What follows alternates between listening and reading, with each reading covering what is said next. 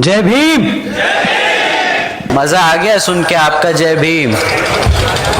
सबसे पहले मैं अपने सभी संतों और गुरुओं महापुरुषों को नमन करता हूँ, जिसमें खासकर महात्मा ज्योतिबा फूले, नारायण गुरु, छत्रपति शाहू जी महाराज, परम पूज्य बाबा साहब डॉक्टर भीमराव अंबेडकर जी और मान्यवर साहब श्री काशीराम जी को नमन करता हूँ। मान्यवर साहब श्री काशीराम जी के विचारों को देश के कोने कोने तक पहुँचाने का काम उनकी एकमात्र उत्तराधिकारी और बीएसपी की राष्ट्रीय अध्यक्ष आदरणीय बहन कुमारी मायावती जी ने किया है। उत्तर प्रदेश की 4 बार मुख्यमंत्री, लोकसभा व राज्यसभा की कई बार सदस्य रही आदरणीय बहन कुमारी मायावती जी ने बाबा साहब डॉक्टर भीमराव अंबेडकर जी और मान्यवर साहब श्री काशीराम जी के मिशन के लिए अपना पूरा जीवन समर्पित कर दिया। मुझे गर्व है कि मुझे ऐसे महान नेता के नेतृत्व में काम करने का मौका मिला है। आदरणीय बहन कुमारी मायावती जी का मैं हार्दिक अभिनंदन व आभार व्यक्त करता हूं। आज आपके उत्तराखंड स्टेट में हरिद्वार के कार्यकर्ता सम्मेलन में मेरे साथ मंच पर उपस्थित बीएसपी के राष्ट्रीय उपाध्यक्ष माननीय श्री आनंद कुमार जी, बीएसपी के राष्ट्रीय कोऑर्डिनेटर व राज्यसभा सांसद माननीय श्री रामजी गौतम जी, उत्तराखंड प्रदेश प्रभारी और पूर्व एमएलसी श्री प्रदीप जाटव जी, श्री शमसुद्दीन रायन जी और प्रदेश अध्यक्ष श्री नरेश गौतम जी और साथ ही बहुजन समाज पार्टी प्रदेश कमेटी के सभी सदस्यगण, जिला कमेटी, विधानसभा कमेटी, सेक्टर और बूथ के कार्यकर्तागण, खासकर हमारे बीवीएफ के नौजवान सिपाहियों और दूर दराज से आए हुए बहुजन समाज पार्टी के समर्थक, आप सभी का मैं तहे दिल से स्वागत व अभिनंदन करता हूं।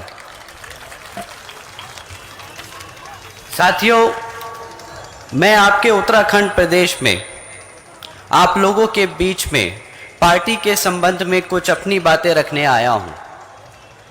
जैसा कि आप लोगों को मालूम है कि बाबा साहब डॉक्टर भीमराव अंबेडकर जी के बनाए संविधान ने, मान्यवर साहब श्री काशीराम जी के आंदोलनों ने और आदरणीय बहन कुमारी मायावती जी के संघर्षों ने हमें वो ताकत दी है कि आज हमारी आवाज दबाना मुश्किल ही नहीं, नामुमकिन है।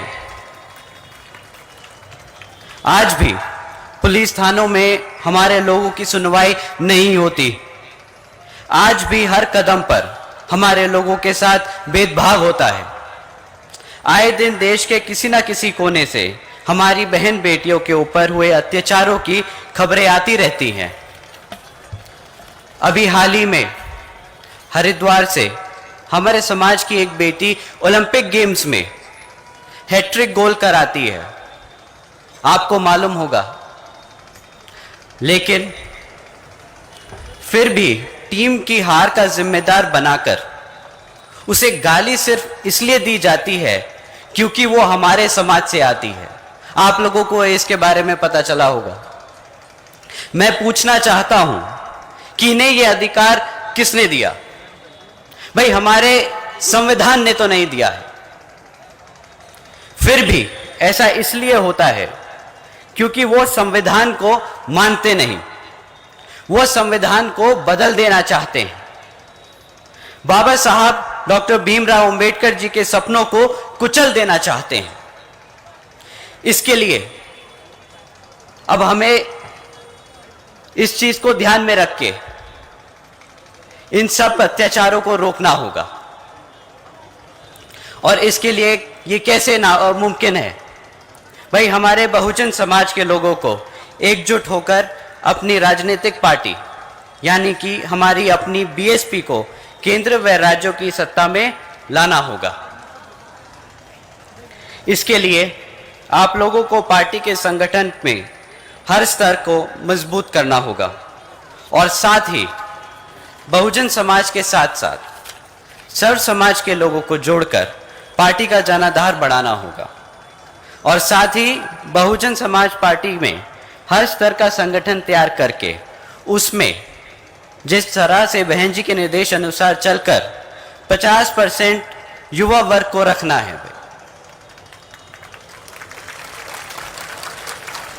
और मेरा हमारे युवा वर्ग से खास अनुरोध है कि पार्टी में जुड़कर अपने महापुरुषों के इस आंदोलन को आगे बढ़ाकर महापुरुषों के सपनों को पूरा कर देश के लाखों करोड़ों दलितों, पिछड़ों, आदिवासियों और वंचित समाज के लोगों को मान सम्मान दिलाने के लिए आगे आए। मैं ये फिर से आपको कहना चाहता हूं कि ये लड़ाई हमारे मान, सम्मान, पहचान और अधिकार की है और अगर आपको सम्मान चाहिए तो आपको शासक बनना पड़ेगा। शासन से अधिकार मिलेगा और अधिकार से सम्मान। परम पूज्य बाबा साहब डॉक्टर भीमराव अंबेडकर जी ने एक सपना देखा था। उसे मिशन में किसने बदला? आपके और हमारे मान्यवर साहब श्री काशीराम जी ने और आदरणीय बहन कुमारी मायावती जी ने अपने उत्तर प्रदेश में 4 बार के शासनकाल में शासन, प्रशासन व अनुशासन के से उन्हें यह साबित कर दिखाया कि सामाजिक बदलाव तभी आएगा जब सत्ता की चाबी अपने हाथ में होगी। मैं बहन जी का जितना शुक्रिया अदा करूं उतना ही कम है।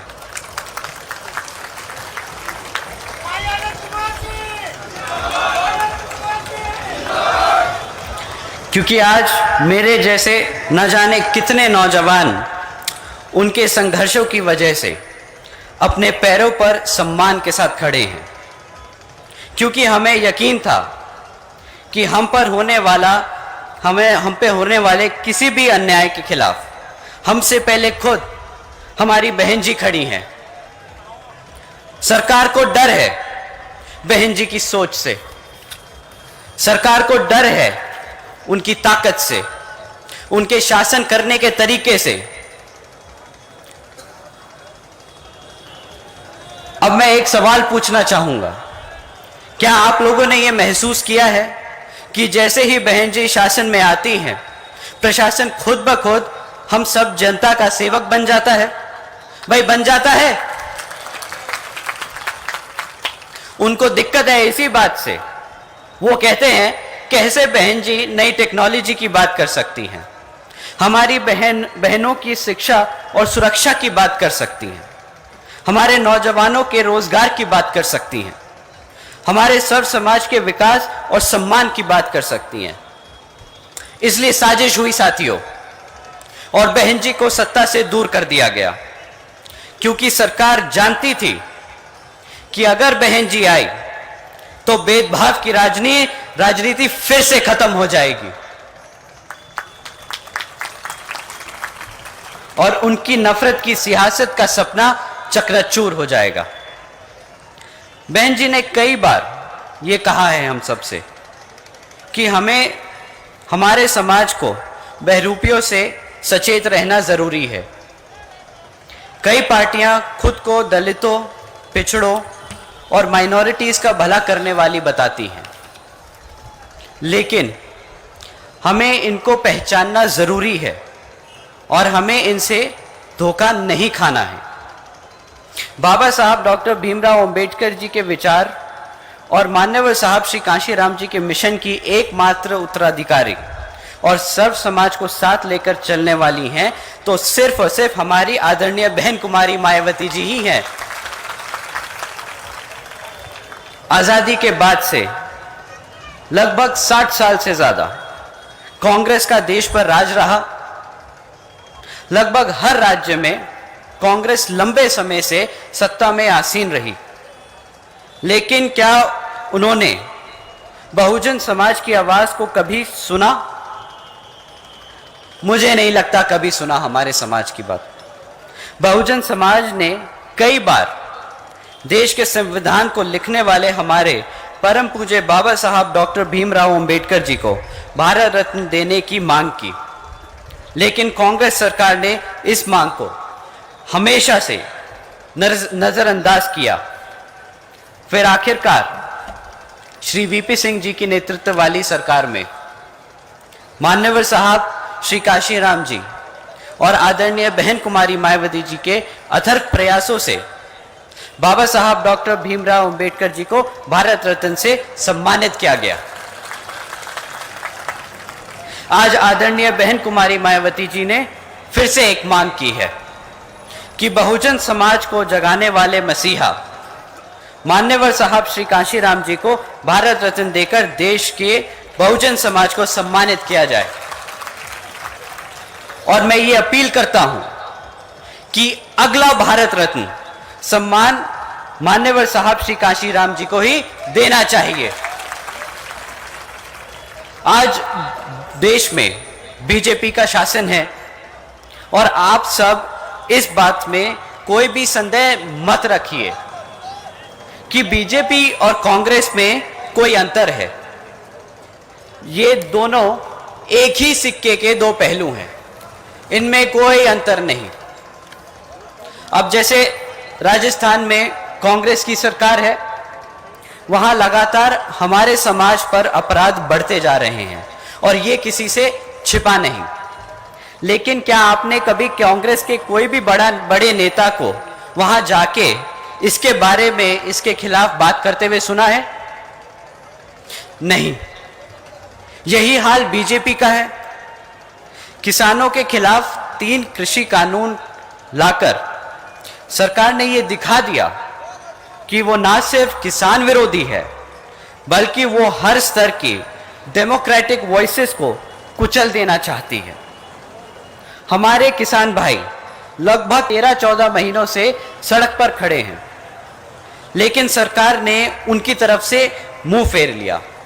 यहां तक कि सरकार के नेता देश के अन्नदाता को मवाली और आतंकवादी बता रहे हैं। क्या ऐसे चलेगा देश? मैं आप सबसे पूछना चाहता हूं, क्या ऐसा चलेगा देश? इसलिए हर कोई हमारे समाज को अधिकार दिलाने की बात करता है, लेकिन जैसे ही वो एक बार सत्ता में आ जाता है, सत्ता की कुर्सी पर बैठ जाता है, तो वो हमें नजरअंदाज करने लगता है। इसलिए परम पूज्य बाबा साहब डॉक्टर भीमराव अंबेडकर जी ने कहा था कि हमें सत्ता की चाबी अपने हाथ में खुद लेनी होगी, तभी हमें सम्मान और अधिकार दोनों सही मायने में मिल पाएगा। आप मानते हैं इस बात को? हाथ ऊपर उठा के जरा बताएं। ये बात हमने सभी पार्टियों की सरकारों का शासन देख लिया, लेकिन कोई भी सरकार हमारी महिलाओं को सुरक्षा, नौजवानों को रोजगार और बुजुर्गों को सम्मान नहीं दे पाया। अब मैं अंत में बस आपसे एक अपील करने आया हूं कि जिस तरह से 2007 में उत्तर प्रदेश में पूर्ण बहुमत वाली बीएसपी की सरकार में बहन जी के शासन, प्रशासन व अनुशासन आप लोगों ने देखा, जिसमें युवाओं को रोजगार, महिलाओं और छोटे बड़े व्यापारियों को सुरक्षा और बुजुर्गों को सम्मान मिला, वैसा ही शासन हमें यहां पे भी लाना है। जय भीम, जय भारत।